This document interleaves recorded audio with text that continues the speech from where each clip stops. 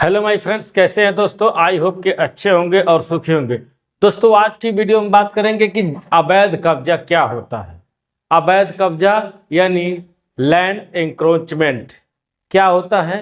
दोस्तों यह उस स्थिति को कहते हैं जब कोई व्यक्ति बिना जमीन के मालिक की अनुमति के उस पर निर्माण कर लेता है, खेती कर लेता है या दीवार लगा लेता है। जैसे अवैध कब्जा किसे कह सकते हैं आप, या तो कोई व्यक्ति आपकी जमीन पर खेती कर ले या फिर मकान बनवा ले या फिर उस पर कुछ सामान रख दे।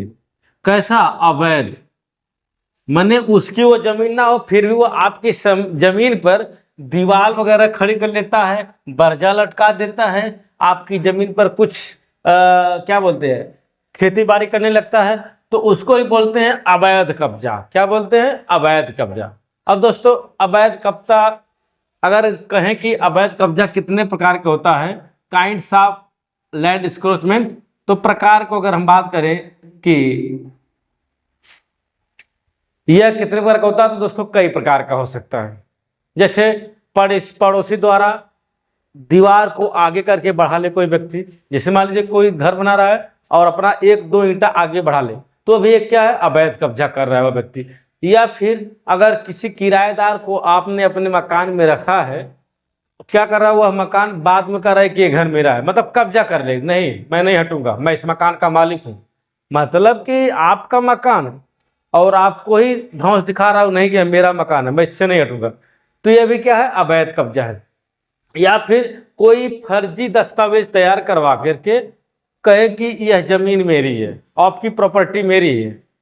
फर्जी डॉक्यूमेंट जैसे बिल वगैरह या गिफ्ट वगैरह अगर बनवा लिया है और बाद में कह रहा है कि यह जमीन, यह प्रॉपर्टी, यह प्लॉट यह मेरा है। या फिर आपकी जमीन को खाली देखकर, जैसे कोई जमीन आपकी खाली है, उसमें क्या कर रहा है, जुग्गी वगैरह तैयार कर लेता हो, झोपड़ी रख ले, टाटी मड़ई कुछ भी रख ले, या भैंस नाद गोरू बांधने लगे, तो क्या है वह एक तरह से अवैध कब्जा माना जाएगा। तो कब्जा हमने कई तरह से बता दिया। अब देखिए किन जमीनों पर सबसे ज्यादा कब्जा होता है, इस बात का जिक्र कर लेते हैं। सबसे ज्यादा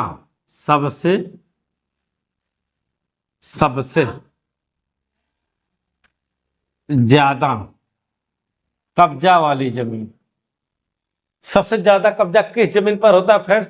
तो भारत में कब्जाधारी जो हैं उनकी नज़र में अलग अलग जमीनों को अलग अलग कब्जा कर सकते हैं।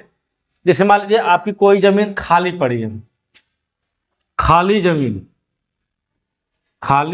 जमीन अगर आपकी कोई जमीन खाली पड़ी है और उस खाली जमीन पर अवैध कब्जा कर रहा हो, जो कि काफी लंबे समय से वह जमीन आपकी हो।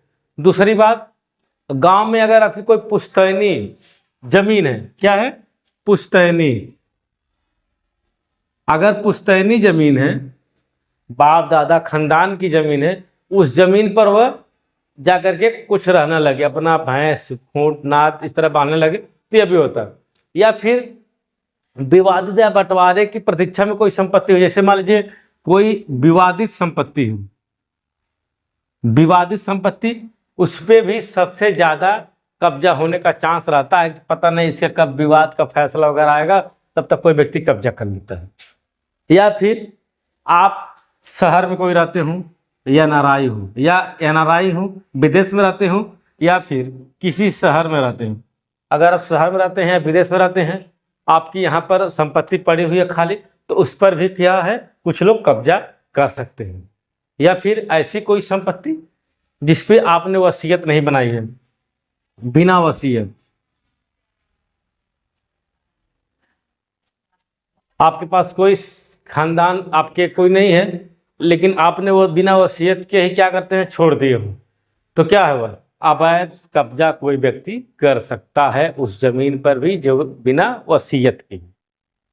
तो इसमें अलग अलग कानून कहते हैं अपनी अपनी भाषा में। तो चलिए कहते हैं कानूनी भाषा की बात करेंगे कि क्या प्रावधान किए गए हैं।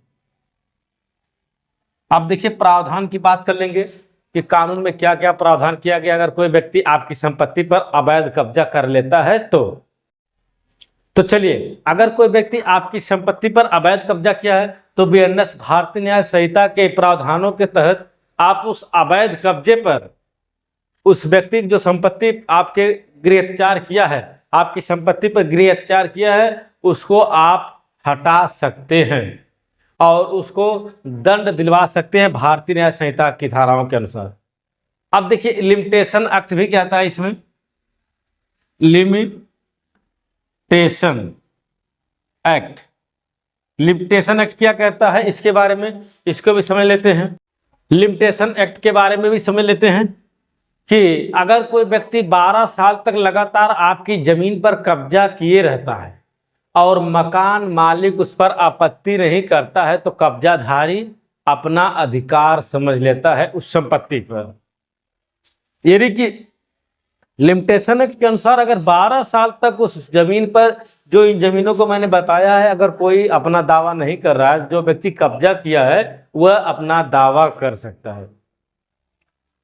इसे आप एडवाइजर पोसेशन, एडवर्स पोसेशन भी कह सकते हैं। यानी कि आपकी संपत्ति पर 12 साल से कोई नहीं है तो लिमिटेशन एक्ट में प्रावधान है कि उस संपत्ति पर कोई अपना हक जमा सकता है। दूसरी बात है कि आप सिविल कोर्ट में जाइए, सिविल कोर्ट, आप सिविल कोर्ट के माध्यम से वाद दायर करने का अधिकार रखते हैं कि अगर आपकी संपत्ति पर कोई व्यक्ति अवैध कब्जा किया है तो उस स्थिति में आप कोर्ट में आप कोर्ट में जाकर के स्टे ले सकते हैं।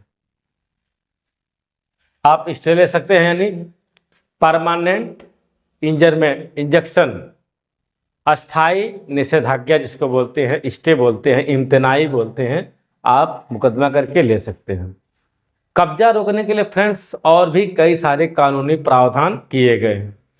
जैसे कि अन्य जो प्रावधानों की अगर बात की जाए, कितने प्रावधान किए गए हैं, तो आप सबसे पहले आपका स्वयं का ये नेचर होना चाहिए कि आपकी जो भी संपत्ति है आप उसको नियमित देखभाल करते रहें। ऐसा नहीं कि जो है उसको छोड़ दें। आप शहर में रहते हैं, किसी अन्य देश में रहते हैं, तो आप अपने रिश्तेदार, वकील के माध्यम से उस जमीन की स्थिति पर बराबर जांच करते रहें। ऐसा नहीं कि हमारी संपत्ति है और हमको पता नहीं कि हमारी संपत्ति कहाँ कहाँ पर है, तो कोई भी व्यक्ति अवैध कब्जा कर सकता है। दूसरी बात दोस्तों, अगर उस जमीन पर आपने अगर जमीन है तो उस पर आप बाउंड्री वॉल लगा सकते हो और उस पर बोर्ड लगवा दीजिए कि यह प्रॉपर्टी आपकी है, इस पे अनाधिक अधिचार दंडनीय हो सकता है। और साफ साफ प्रॉपर्टी के बारे में बाकायदे लिखे ताकि कोई व्यक्ति आपकी संपत्ति को अवैध कब्जा करने की संभावना न रह जाए। फ्रेंड्स, जो जमीन की तीसरी बात अगर बता रहा हूँ तो जमीन के सभी दस्तावेज का अपडेट आप बराबर रखें। जैसे खतौनी, आपके पास खतौनी होनी चाहिए, नक्शा होना चाहिए, खसरा होना चाहिए। आप इन सभी चीज़ों को बराबर अपने पास रखते रहें। नॉमिनेशन होना चाहिए और ज़मीन की रजिस्ट्री का कागजात आपके पास होना चाहिए। इन सबको दोस्तों समय समय पर जांचते रहें और अपडेट करते रहें। अगर इस तरह अपडेट करते रहेंगे तो कोई समस्या नहीं होगी। चौथी दोस्तों बात है कि स्थानीय राजस्व अधिकारी को सूचित करते हैं, यानी लेखपाल को, एसटीएफ को आप सूचना दे सकते हैं। अगर किसी ने आपकी ज़मीन पर अवैध कब्जा कर लिया है या निर्माण शुरू कर दिया है तो आप तत्काल एसडीएम को या फिर तहसीलदार को या फिर सिविल कोर्ट में जाकर आवेदन कर सकते हैं। आप इन सभी को सूचित करेंगे तो आपका मामला हो सकता है। अगर आपके खिलाफ कोई व्यक्ति इस तरह का अपराध किया है तो आप एफआईआर दर्ज करवा सकते हैं उस व्यक्ति के खिलाफ। अब देखिए, सबसे बड़ी बात, कब्जा अगर मान लीजिए हो गया, ठीक है, आपकी जमीन पर कब्जा हो गया तो क्या करें, क्या करें? सबसे बड़ा क्वेश्चन हमारा है कि अगर आपकी संपत्ति पर कब्जा हो गया तो क्या करें। दोस्तों, कब्जा हटाने के लिए सबसे पहले आप सिविल कोर्ट पर मुकदमा दाखिल कर सकते हैं। जैसा कि हमने बताया, सिविल कोर्ट में मुकदमा दाखिल करें। पुलिस प्रशासन को दस्तावेज के साथ शिकायत प्रस्तुत करें, यानी कि आप थाने पर जा सकते हैं, शिकायत करिए, डीएम के पास जाइए, कब्जाधारी के खिलाफ निष्कासन की कार्रवाई कर सकते हैं। एसडीएम कोर्ट में जाकर के आप वहां पर कार्रवाई के लिए अपील कर सकते हैं। कुछ जरूरी सावधानियां, जब भी आप अपनी ज़मीन की पावर ऑफ अटॉर्नी दें या फिर रेंट एग्रीमेंट करें तो उसका पुलिस वेरिफिकेशन जरूर करवा लें। जी हाँ दोस्तों, अगर आप किसी भी व्यक्ति को पावर ऑफ अटॉर्नी देते हैं या रेंट एग्रीमेंट कराते हैं तो इसकी सूचना पुलिस को जरूर दें और उसका वेरिफिकेशन करवा लें। दोस्तों, किराएदार को वकील द्वारा सत्यापित करके ही एग्रीमेंट करें। अगर मान लीजिए कोई आप किराएदार भी रखना चाहते हैं तो बिना वकील के सत्यापन से आप उस एग्रीमेंट पर साइन ना करें। जैसे प्रॉपर्टी टैक्स और बिजली के लिए बिल अपने नाम पर रखें, मतलब जो भी प्रॉपर्टी टैक्स आ रहा है, बिजली का बिल आ रहा है, पानी का बिल आ रहा है, इन सभी को अपने नाम से रखें और समय समय पर भरते रहें। जमीन की स्थिति की फोटो और वीडियो दस्तावेज के तौर पर, मतलब जो भी जमीन की संपत्ति है, जमीन की फोटो वगैरह है, उधर डॉक्यूमेंट को अपने पास रखें। तो फ्रेंड्स, आज की वीडियो फिलहाल इतना ही। अगर आपको वीडियो पसंद आए तो प्लीज चैनल को सब्सक्राइब करिए, वीडियो को लाइक करिए। मिलते हैं किसी नेक्स्ट वीडियो में। तो नमस्कार, जय हिंद।